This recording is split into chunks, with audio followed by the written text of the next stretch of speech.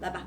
Okay, so the purpose or why I want to do this podcast or documentation process is because I think while we go through the World Cup, there are things that we're learning. So there's a number of different things. I think first and foremost, obviously, is football. The second thing is also, I think, the culture surrounding the teams that are participating in football, and also, I guess, the culture for people who are watching the World Cup who do not have teams in the World Cup. Right? Oh, okay. So say, for example, like you and I. Okay. You know, we're from Hong Kong, we're from China, like we don't have teams in the World Cup. But so then I guess, at least for me, I participate in the World Cup as like a neutral. Okay. You know, I don't have a specific team up until now that I really root for to win. And I can get into that later, but you know, that's kind of like the rationale or why I thought it would be fun to document our process. There's a in terms of the Chinese World Cup. referee. There's a Chinese referee in the World Cup. That's very good.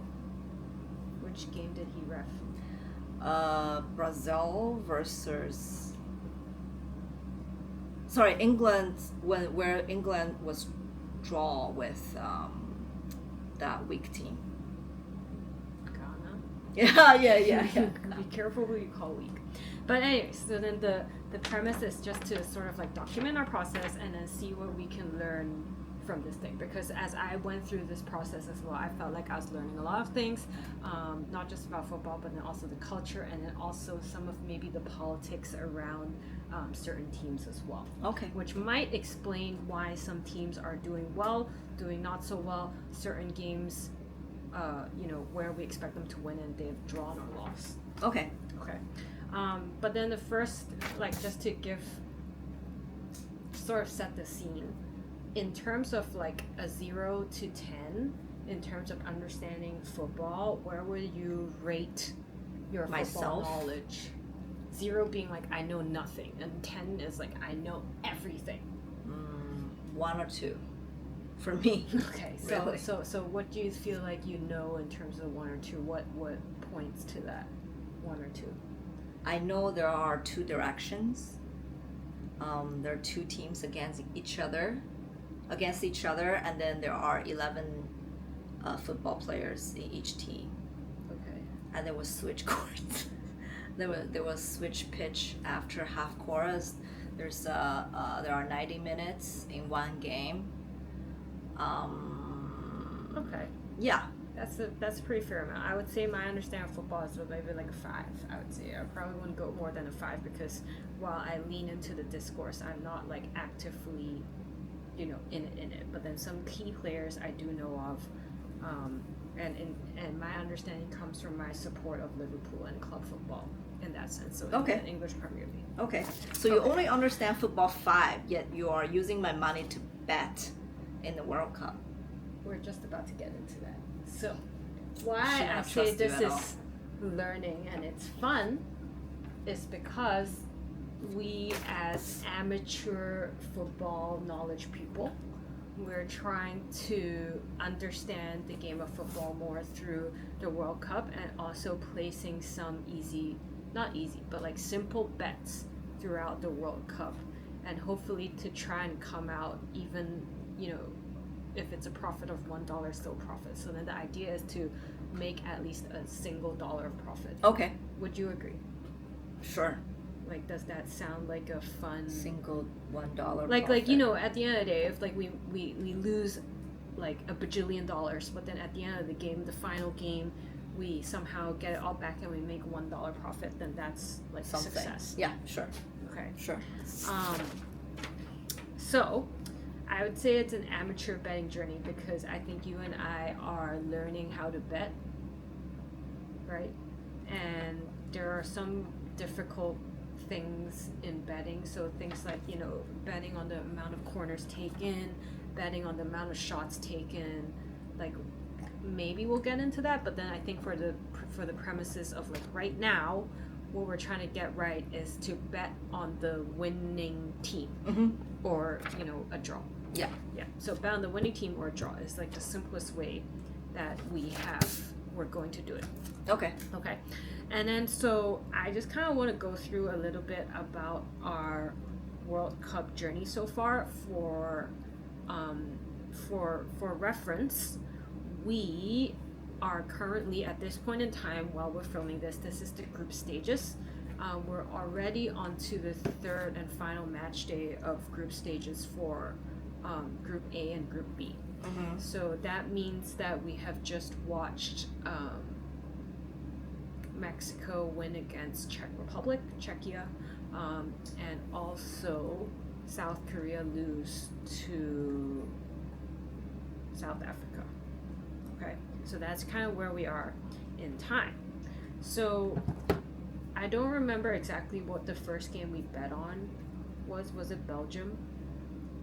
I just remember we did $50 on Belgium against and England against Ghana, for example. Okay. And it was all Right, draw. right. So we bet on, I think, a Belgium win, and it turns out Belgium just drew whoever. Egypt, was it? Yeah, Yeah, something perhaps. like that. Yeah. So then they drew. Let me explain a little bit about that bet, because I thought Belgium would be striving for a win. Egypt is, while they have certain key players in there, it seems like the team is a little bit more balanced in terms of Belgium. So they have strengths in defense, midfield, and in their forwards position. And hence that's why I placed that bet. Mm-hmm. And it turns out we friggin' lost because, well, we lost in terms of the betting because it ended up as a draw. Yeah. So that's how we lost there. And then we went on our Japan trip. Mm-hmm. And then we were with the Japanese support, like we made it a thing in our itinerary to go support the Japanese team while they were playing the group stages. I forgot which team they were playing. Tunis. Tunisia. Okay, so then they were playing Tunisia, and then we bet 100 Hong Kong dollars on a Japanese win. Through a friend. We borrowed Through a friend. $100.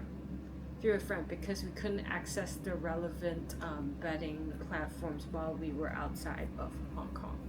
And we watched that game, and it was a brilliant game. It was a 4-0 win, and that brought our losses down. So originally we were losing $48, and because we bet $100, and then Japan won, and the puilat, or the Batting ratio, like the win. I'll figure out. I'll find out how to call the that. term, yeah. That was a 1.3, so we made $30 there. $30. Yeah. And that brought our losses back down to negative $12. We're losing negative $12. Mm-hmm. And then we came back to Hong Kong, and we're like, okay, now let's do some more betting, because now we're back in Hong Kong, and now we can access the betting app, and the England versus Ghana game was on. And I was pretty sure on England, and I kind of want to explain why. The reason was because England had a really strong showing. England, I think, was hyped up as a team that would make it into the semifinals. England has got a lot of key and star players within their team as well. Thomas Tuchel, the manager of the team, has also made it a point, or like has specifically built this team around winning the World Cup. And as a result, I felt quite strongly that England should have won. Mm-hmm. You know, I didn't think that it was going to be like a smashing where it's like a 3-0, 4-0, 5-0, no. But then I just thought like a simple like 1-0 or 2-1 could have easily happened. But do you even know anything about the Ghana team? Like, are they strong? What's their world ranking? I don't know what their world ranking is, but then problem? No, mission. I just regret trusting you so much. You could listen to every single podcast out there. And I don't they have would time said to listen to that it. England is expected to That's win. true. Even if you ask AI, it probably will give you England. Exactly. Yeah. So the key point is that a lot of people thought that England would win. I was one of those people. And then turns out they unfortunately drew not unfortunately, it's more so it's like Ghana turns out played a very, very good defensive game. So does that mean Ghana is now in the knockoff stage? Do they? I don't think we know that for certain yet, because they're still gonna, both England and Ghana still have one game to play. Okay. Yeah. Sniffing. Yes. Alright. Just let me do whatever. Yeah. Okay, yeah. So we don't know that yet, but then it seems like even say if England played the next game, if they draw or something, they would still be through to the knockout stages.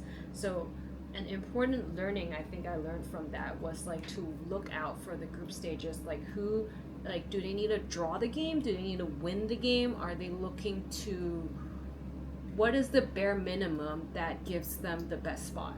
Yeah, but that's exactly what you said yesterday about Korea. You said Korea has to win in order to Right. go to the next Right, stage. right. But then, We'll get onto that. Yeah. We'll get onto that. So I think the England and Ghana game could have been summed up as a lot of people have said on a lot of different football podcasts, especially England podcasts, that I think England were overconfident. You know, and there's like a whole discourse about it, you know, and there was a number of different shots that could have easily been made, but were not made by the England team. So they had chances, but then they just didn't like get who it. else is in the England's group? Like, is England's up against someone? Croatia? Croatia. Oh, right. So and then they beat Croatia. yeah, so right now England is still in a very good position to be leading. Right. group Yes. stage, Yes. yeah. Yes. Yes. So, despite the loss, Yes, or yes. despite the draw, they're Yes. still pretty strong. Yes. That doesn't really affect their position in the knockout stage. Right. To be found out on the last day that they play, because right now, Oh, because yeah, like tomorrow they're playing against. it's not tomorrow, but like a couple of days later, they have like either tomorrow or like the day after tomorrow or something like that. So then they're still one game away. So then there's still points to be made. Okay. Does that make sense? Yeah. Okay.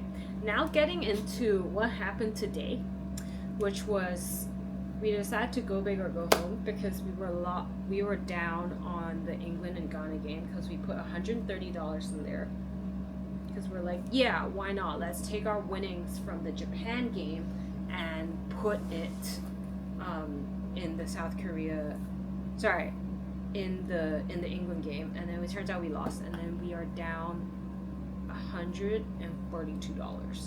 Mm-hmm. $142. Yeah. And then we're like, and then I was like, yo, the game to bet on tomorrow would probably be South Korea versus South Africa, because arguably South Africa is a weaker opponent. Because they didn't win any game so far. Right. And South Korea won against Czechia, and then I think they were unlucky with the Mexico game. So then they won one and then they lost one. But then Mexico was also the strongest player, arguably, in the group. Mm. So then it was like a case of the second team, arguably in the group rankings, playing against the lower ranking team, which was South Africa. So then to me, that naturally felt like, you know, it's a no-brainer. Mm-hmm. No-brainer in the sense that, you know, we should expect South Korea to win. I made a mistake thinking that South Korea had to win to, you know, secure their spot in the knockouts. But turns out they only needed a draw to secure their spot in their knockouts. But then they didn't even draw. So eventually what happened was in the game, they lost. Yeah. Which sucks for them because literally they were like ready to go into the knockouts, like pretty sure, like relatively decent chance, like pretty good, like riding high going into the knockout stages. And then the game went on, and then South Africa scored 1, so effectively South Africa won and South Korea lost. What that means is, and as a result of South Korea's loss, they like whether they make it even into the knockout stages is questionable. So I was riding on the fact that despite, you know, my misunderstandings about, you know, like, oh, they could have secured their spot with a draw, right? I would have thought that South Korea would have gone in there wanting to win that game. If they've won that game, guaranteed knockout stages. But now that they've lost, like, it's a bit of a toss-up between, I think South Africa has actually made it into the knockout stages and not South Korea. So South Korea is still very up in the mix in terms of like, you know, how that's happened. I know it sucks to be South Korean's fan because I'm sure they had high hope for. Yeah, this. I was speaking to like my South Korean friends as well, and then I was just like, what is their team doing? Why are they not winning? Like, why are they not playing the game? And then turns out they've just been passive the entire game. All their crosses, their shooting just kind of sucked. If you look at the stats, like the amount of shots that they've taken have been less, I think, than South Africa. And less effective And as also well. like the ones that are on target, which is like, you know, saved by the goalie, is a lot less. So I don't think what my advice was wrong. Yeah, but then we didn't play very strategically because originally we were planning to do about 100 each day on the. I was suggesting bet. 100. Yeah, but then I was a little bit impatient. I wanted to break even right away, and with the batting ratio for Korea to be 1.42 something, if we bat 300, then we can get our loss back like within Break a day. even. Yeah. And maybe make like $2 of profit if I remember correctly. Yes. So Yeah, and then we said if we lose, we're gonna stop betting for a day. So I guess we're not betting tonight. let me take a look at the games real quick. I think I looked at the games and I was just like, I'm a bit unsure of what games to actually bet on, realistically. Yeah, because they're all kind of ambiguous. Yeah. So, Curacao and Cote d'Ivoire. That's, I feel like, a toss-up to me. Ecuador and Germany. Germany have already made it to the knockout stages, so like they they're don't really guaranteed. care. So, like, it'll be Do they nice care? if they win, but they don't have to win. But then the bet ratio should be so low for Germany. Yeah, It's like probably 1.08. We will need a double check. But the thing is, Ecuador actually has like a they have a case to make. So Ecuador is playing Germany, and Ecuador have not won a single game. So they would want to make a statement. No lah, cannot. So Ecuador has some like decent players. Really? Yeah, Okay. they have some decent players, but it might be the case that Germany is just simply too strong. You know, even if they say put their subs on to play this game, because the game's not as important for them at this point in time. Okay, and then we have Tunisia, Netherlands. I think it should be a Netherlands smash, Yeah. but I have a feeling the return is quite low. We'll have to see. Let me Oh, check right tonight now. we actually have Japan and Sweden. Oh my god! Which is a very fun game, I think. Because we're totally rooting for Japan after the Japanese trip. So Yes. the Ecuador against Germany, Germany goes 1.38 in terms of the betting ratio. Actually, for Germany to for win. Germany to win. Japan and Sweden, Japan is 1.67 to win. Sweden's 4.05. So Sweden's arguably the weaker team. Ah, yes. But Sweden have like a pretty good attack in Alexander Isak. Okay. And then Tunisia, Netherlands goes 1.04 basically. Exactly. So Yeah. basically a guaranteed win. And then the last one not the last one, but then we also have Turkey and USA. USA 1.68. So Turkey is officially out of the World Cup. They've been eliminated since the last game because they've just yeah, so I think that's like a bit of a toss-up as well. Oh, Mark 6. This is unrelated. 人先400萬，是不是？ And then lastly, we have Paraguay and Australia. So Australia have been doing quite well, and Australia seemed like a fun team to potentially bet on. But honestly, it might turn out as like a draw situation where it's like 0-0. Shall we distribute our risk this time?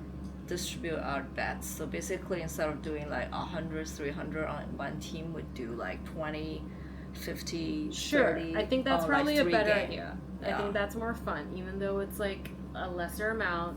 Don't make as much money. I think we need to regain our confidence after betting a couple rounds where we've lost. Sure. So let's say we have $100. What should we do?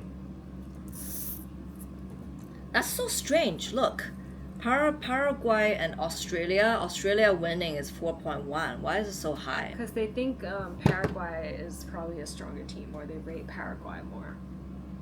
Interesting. Yeah. Did Turkey play well? They've lost everything. Let's So see, I let's would see. think like Japan lah, definitely. I want to buy $50 on Japan because of like Asian pride. 1 point. Yes, and yes, feel yes. like they're the shit, Yeah, for Asia, Yeah. because South Korea failed miserably last night. yeah. And they are our only, I feel like, real Asian contenders that would make a mark in this competition. Okay, Mhm. so that makes a lot of sense. Curacao and Cote d'Ivoire. Yeah, no, not interested. It seems like they heavily favor Cote d'Ivoire.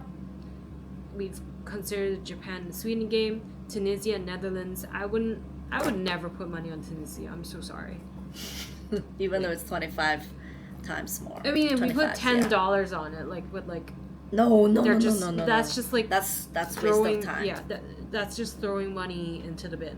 USA Turkey. Turkey has been pretty abysmal. 咁 too. USA 咯，50蚊啊 USA 咯，1點 so 1.68 same as Japan. Okay, 50-50. so just the thing here. So for USA, they've already like won their group. Secured again? Yeah, they've secured their knockout status.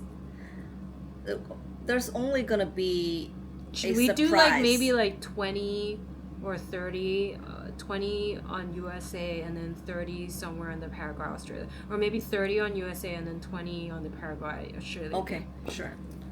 30 Australia, 20 on Paraguay. Winning. No, that you're betting on two. What who are we rooting for? Australia or I Paraguay? would actually really like to see the Australians win. 咁啊好啦，唔 Because 緊要 they 啦 have it's been only like, $20. you know why? Because the Australian captain, like the captain of the team, he seems like a really solid dude.